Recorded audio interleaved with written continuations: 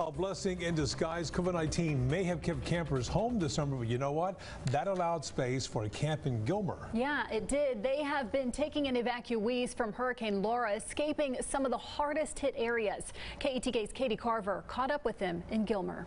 A group of people from Evergreen Life Services, a home for adults with disabilities, forced to evacuate Lake Charles after Hurricane Laura, now thankful to have been given a safe place to stay at Camp Gilmont. We have a long-standing relationship with them and have been a place of respite for evacuees years ago during Katrina.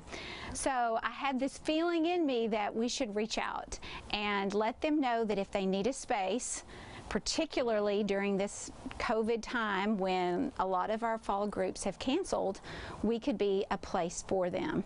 At the time, the group was staying at a hotel in Natchitoches, Louisiana, but the comfort didn't last long. Soon after the storm, losing power. When we lost power, we had nowhere to go. So our company had a long-term contract with Camp Gilmore that we didn't know about, and so when we found out about it, they invited us over, and we've been here since. Actually been evacuated from Lake Charles, have been moved into Natchitoches at a hotel, and now we've lost power. And they're saying it'll be 4 or 5 days before we get it back, and for our community that's going to be too much of a stretch. Do you have space for us, and can we come tomorrow?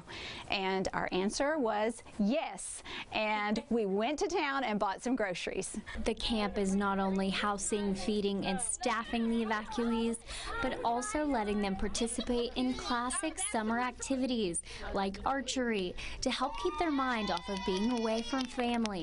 Everyone that lives with us, they're constantly going on outings, participating in Special Olympics and all sorts of activities.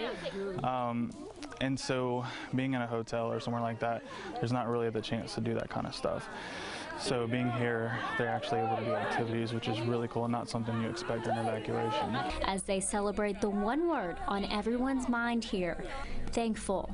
Katie Carver, KETK News. Now, both nonprofits are now asking for our help to cover the unexpected expenses of housing those very sweet people.